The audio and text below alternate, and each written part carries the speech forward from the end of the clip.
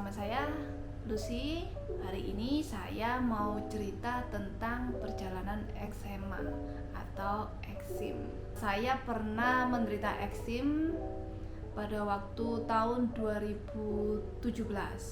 Itu sesaat sekitar 2 bulan sebelum lahiran Nadine, sekitar Juli ya itu waktu itu. Awal mulanya saya mau cerita secara kronologisnya. Awal mulanya ada luka kecil di betis kiri, luka semacam gatal saja. Jadi saya ya kayak orang gatal lah, kita garuk atau apa. Lalu karena memang hamil saya ini hamilnya lumayan gede perutnya, saya naik sekitar Nadine itu sekitar 23 kilo waktu itu. Jadi badan saya membesar dan namanya orang hamil besar susah bungkuk ya. Jadi waktu itu saya suka garuknya tuh seadanya, kadang pakai jari kuku yang sebelah kanan gitu. Saya pokoknya sekenanya lah. Ada luka kecil, udah mulai karena keseringan digaruk kan jadinya lukanya jadi kebuka dikit. Setelah itu saya lahiran di rumah sakit. Waktu itu mama juga sempat kasih salep Nutrimois, karena memang biasanya kalau udah dikasih itu terbuka tuh cepet nutup, tapi ini kok nggak nutup juga. Ya gatalnya ya nggak berkurang juga, ya biasa aja, seperti nggak ada pengaruhnya juga salep itu. Setelah Nadine lahiran ya kita nggak terlalu peduliin ya, yang penting saya udah kasih salep, kadang kasih minyak tawon, pokok ganti-gantilah. Sampai di rumah saya udah komitmen memang nyusuin 6 bulan. Saya pengen ngasih ASI. Memang produksi ASI saya waktu itu nggak berlimpah, meskipun sudah direct breastfeeding itu juga masih nggak berlimpah. Jadi saya bantu dengan pompa. Saya komitmen dengan 2 jam sekali saya pompa. Setelah itu mulai muncul gatal di tempat lain. Saya tetap kita garuk. Namanya eksema, semakin digaruk dia akan berasa semakin gatal, nggak akan nemu ujungnya sampai oh ini selesai, kayak kita gatal digigit nyamuk selesai gitu, enggak. Dia akan semakin gatal, kita malah kepingin garuk-garuk terus. Nah, karena kepingin digaruk akhirnya semakin lebar juga, karena sudah muncul di beberapa tempat tapi masih dalam bentuk kecil. Saya mau tes alergi. Saya nggak sembarangan minum Insidal, karena kan memang kayak saya kan menyusuin, saya nggak mau minum obat-obatan yang kayak Insidal, CTM, macam-macam gitu. Kalau dulu sebelum hamil sih biasanya saya minum Insidal kalau kerasa gatal. Lalu saya cek alergi di lab dan memang nggak ada alergi yang sampai tinggi yang harus dihindari sampai gimana. Cuman ya memang alergi debu, kalau itu memang udah ada dari kecil.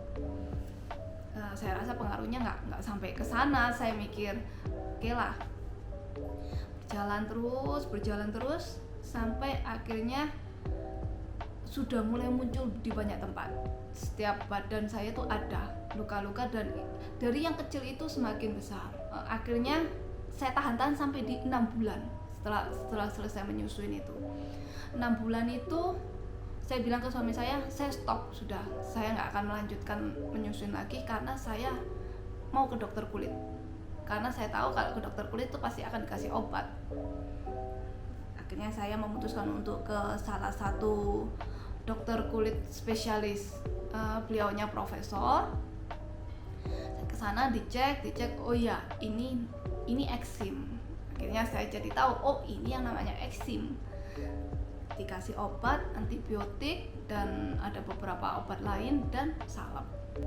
Saya minum juga kurang lebih obat 1 minggu lah ya, itu 1 minggu.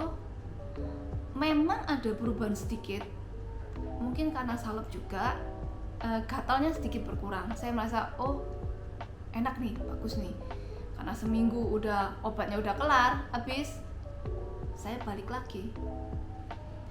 lagi ke dokter. Cuman memang kalau dibilang perubahannya bisa drastis kelihatan sembuh, enggak, karena dia muncul lagi di tempat-tempat lain gitu. Saya bilang, dok ini kenapa muncul lagi di tempat lain ya? Lalu ada satu omongan dokternya yang bilang begini, kalau sakit kayak gini tuh nggak akan bisa sembuh, kamu nanti akan kamu bawa terus. Oke lah, saya waktu itu tetap coba minum obatnya. Cuman saya berpikir gini, kalau dokter aja udah bisa vonis saya nggak bisa sembuh, ya susah juga ya. Saya begini, saya ini mau sembuh, nggak mungkin saya akan bawa sakit ini sampai lama. Karena setelah dapat obat kayak gitu, minum lagi 2 minggu, lalu saya mencoba ke dokter lain. Cukup terkenal juga di Surabaya, meskipun bukan profesor tapi beliau juga spesialis. Dokter yang kedua ini saya lebih diajak komunikasi lebih enak ya, lebih kita bisa, kamu coba jangan makan ini, jangan makan telur, jangan makan ayam. Beliaunya mikir mungkin ini pemicunya seperti alergi juga bisa. Oke, saya turutin dan pakai salepnya tipis-tipis ya. Obatnya masih antibiotik dan obat lain. 1 minggu saya balik lagi karena memang nggak ada perubahan yang berarti. Saya akhirnya diresepkan lagi. Cuman selalu diwanti-wanti kalau salepnya pakainya tipis-tipis ya, sedikit aja. Berarti kan ada kandungan yang memang menurut saya agak berbahaya. Kalau memang dokternya bilang jangan sampai dipakainya tuh kontinu lama terus kayak gitu, ya memang kita juga nggak maunya kayak gitu. Setelah sudah 4 kali kunjungan ke dokter, saya memutuskan saya harus stop. Karena kalau saya diresepkan antibiotik terus selama 1 bulan, kasihan badan saya juga. Eksema saya bukan yang remeh-remeh ya, karena eksema ini sudah sangat mengganggu saya waktu itu.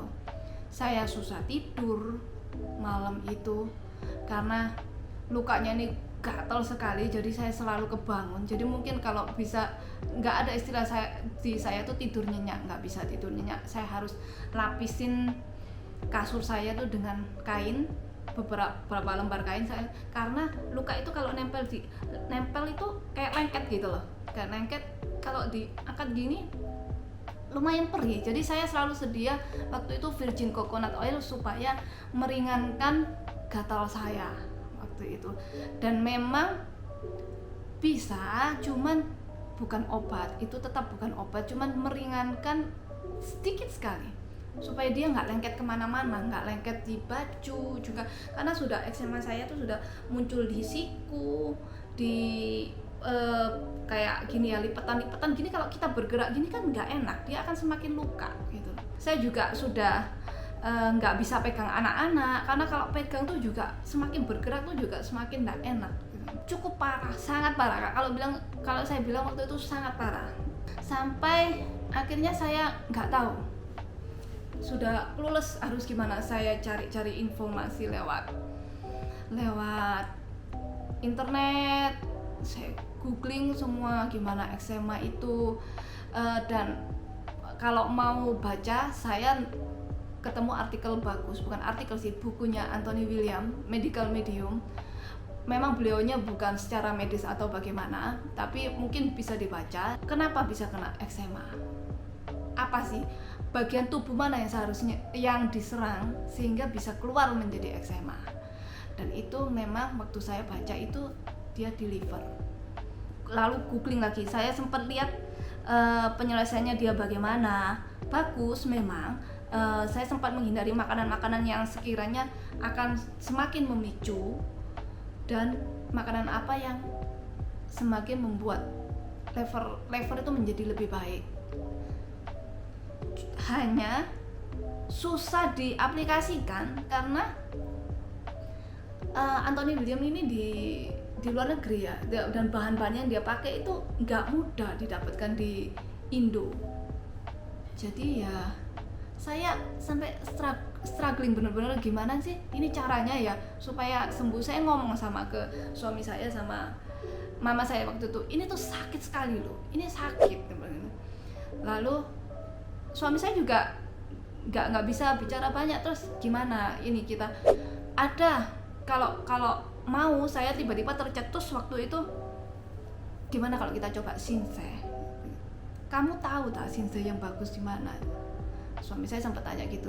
Nggak tahu, saya mesti cari-cari tahu yang biasa menangani kulit seperti gini. Kalau Shinsei memang banyak ya yang bisa untuk cancer dan lain-lain, tapi yang untuk menangani kulit ini paling enggak. Akhirnya singkat cerita, saya ketemu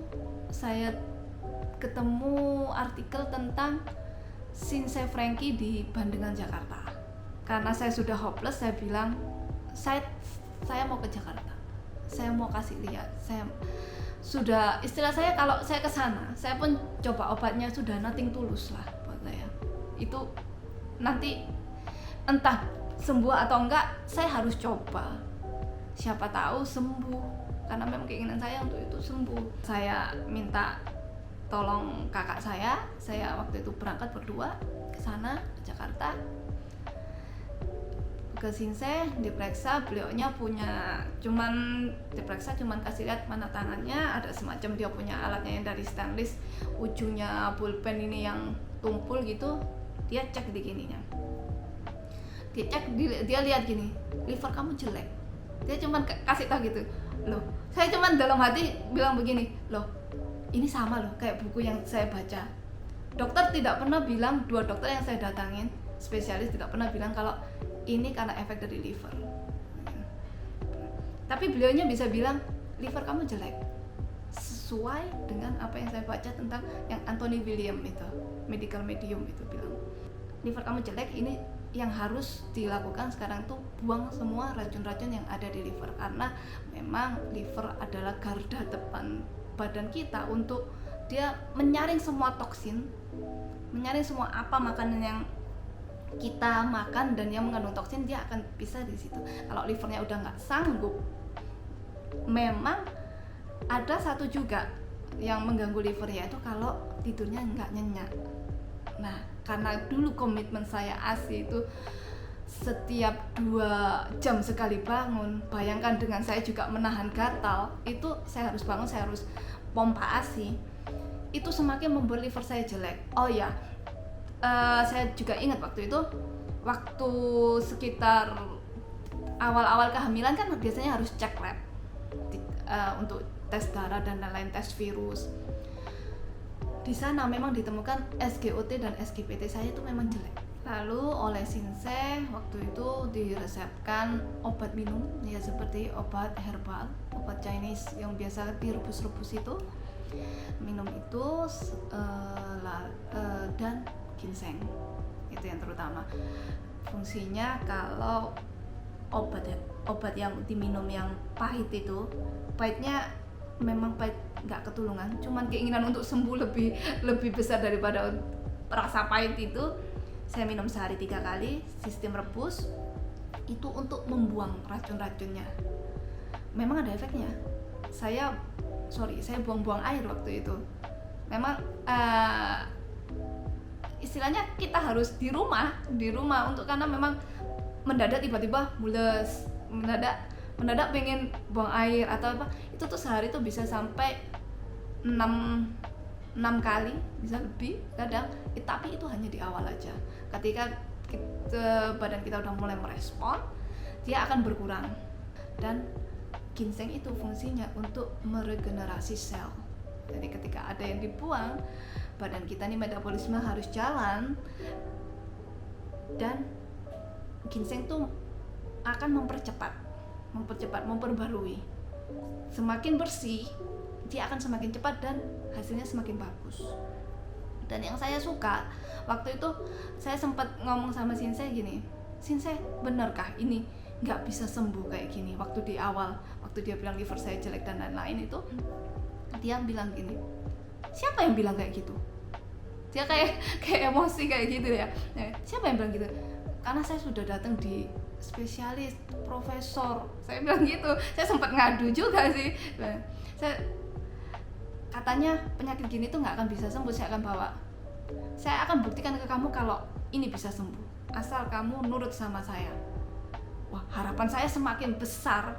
Sudah yang awal-awal sudah nggak ada, udah wis lah. Sekarang bisa sampai, harapan saya bisa sampai 90%. kamu harus minum ginseng ini jangan putus, karena dia yang akan memperbarui sel-sel kamu untuk misal jika ada toksit lagi atau apa, dia akan cepet buangnya tuh, dia akan cepet. Jadi livernya tuh dibikin fresh lagi. Kalau secara medis saya nggak tahu gimana ya, cuman saya sendiri membuktikan waktu itu. Saya di Jakarta 2 malam untuk periksa ke Shinsei itu, ke Shinsei Franky, diresepkan obat juga. Saya minta, karena kan obatnya rebus, saya nggak mungkin hari pertama dapet. Saya tidur di hotel, jadi nggak bisa ngerebus. Saya yang ada ginseng, Shinsei bilang pulang ginsengnya diminum dulu, ini kamu di hotel ginseng minum dan pakai salepnya, dikasih salep juga. 2 hari saya pulang, nggak usah lama-lama, saya masih di airport untuk tunggu pesawat untuk pulang. Luka di betis saya itu udah bisa dibilang 30% mengering. Kakak saya yang lihat waktu itu, saya kan selalu pakai celana panjang. Pada waktu berangkat kan selalu lengket-lengket sampai tembus di kainnya celana itu. Pokok semua luka ini saya selalu pakai. Saya pakai ini lengan panjang. Oh iya, dan kemarin itu kenapa saya begitu hopeless dan saya harus berangkat ke Jakarta untuk ketemu Shinsei, karena eksema sudah mulai naik ke wajah, ke area wajah. Panik, pasti panik saya. Makanya itu, begitu saya lihat ada perubahan dengan pakai salep hanya 2 hari, tipis itu pun sudah kelihatan kering, saya yakin seyakin-yakinnya saya pasti bisa sembuh. Kayaknya itu memang kunci yang harus kita punya. Kalau kita nggak punya harapan yang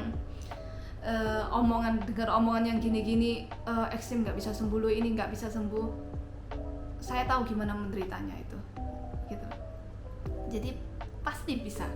Harapan itu yang ditumbuhkan dulu, dan itu yang akan membuat badan kita mengeluarkan energi-energi yang positif. Jadi saya pulang, saya minum pengobatan saya nggak singkat karena memang cukup berat. Di 1-2 bulan paling enggak yang teratasi itu dengan salepnya itu, gatalnya tuh berkurang. Itu yang penting. Karena saya dulu tuh sampai menghindari mandi, badan saya semua saya olesin virgin coconut oil itu, saya olesin Vico tuh supaya memang Vico kan supaya nggak ada kuman-kuman masuk. Karena kalau saya mandi udah setengah mati, udah setiap pakai handuk cuma di tap, setelah itu handuk harus dicuci, dan menderita sekali. Dan paling enggak gatalnya itu yang dikurangin, dan kualitas tidur saya jauh lebih baik. Meskipun terkadang masih terbangun di 2 jam, semakin lama semakin mundur 3 jam. Itu menandakan kalau badan saya sudah menunjukkan respon positif terhadap obat-obatan herbal yang saya minum ini. Saya meneruskan itu, jadi sebulan sekali saya ke Jakarta, karena beliaunya maksimal itu akan kasih obat yang direbus itu 28 hari maksimal beliau. Jadi memang nggak bisa di setiap kedatangan resepnya tuh berbeda, beliau sendiri catat gitu. Jadi progresnya sampai mana, kadang masih dilihat oh yang ini masih jelek gitu, dan resepnya beda lagi. Jadi memang harus telaten dan harus sabar, karena kita pakai cara herbal, bukan yang seminggu 2 minggu harus selesai, tapi paling tidak ketika sampai saya menyelesaikannya hampir setahun dengan minum itu, sekarang saya bersih dari eksema. Saya bisa bilang saya bersih dari eksema. Kambuh hanya di tangan kalau saya cuci piring. Jadi memang disarankan untuk pakai sarung tangan. Jadi ini dulu jempol tangan saya ini lipitannya udah nggak ada. Ini pun bisa dilihat ininya sudah nggak ada, sudah hilang. Karena ini sudah lukanya sampai turun ke bawah, sampai luka. Jadi sekarang pun kalau misal kebanyakan cuci piring atau cuci baju harus pakai sarung tangan. Kalau kelolosan nggak pakai, ya sekali 2 kali masih oke. Tapi kalau keseringan, dia akan mulai muncul gatal ringan. Saya cuma kasih salep sekali aja gitu, sudah selesai. Dan saya memang udah sembuh dari eczema dengan pengobatan secara herbal. Buat teman-teman mungkin yang info ini buat mereka yang memiliki masalah yang sama, eksim, saya tahu gimana itu menderitanya. Saya tahu eksim itu mungkin bukan hanya sekedar penyakit kulit. Ada orang yang meremehkan, ada orang yang memandang rendah. Saya nggak lihat mata sampai ke sana, tapi gimana eksim ini bukan hanya merusak kulit aja, tapi merusak kepercayaan diri. Waktu itu kan kita selalu pakai tertutup, kita selalu coba ketemu orang tuh kita menarik diri karena aduh nanti orang tuh jijik ya sama aku. Pasti itu, dan itu mempengaruhi kualitas hidup, pasti hanya dengan eksim bisa mempengaruhi. Selama saya belajar selama hampir 1,5 tahun dari awal mula sampai saya selesai menyelesaikan eksim ini, saya bisa bilang saya menuntaskan eksim ini. Saya bisa bilang kembali lagi ke Anda, bagaimana kalian mau menjalani pengobatan eksim ini, karena saya sudah mencoba dua-duanya dan saya akhirnya lebih fix di herbal. Tapi jika kalian dengan menemukan cara medis juga masih oke, buat saya nggak masalah. Yang penting kita bisa hidup sehat sama-sama, kita bisa meningkatkan kualitas hidup sama-sama. Sampai di sini dulu sharing saya, mungkin kita bisa ketemu di sharing tentang perjalanan saya yang lainnya. Oke, see you, bye bye.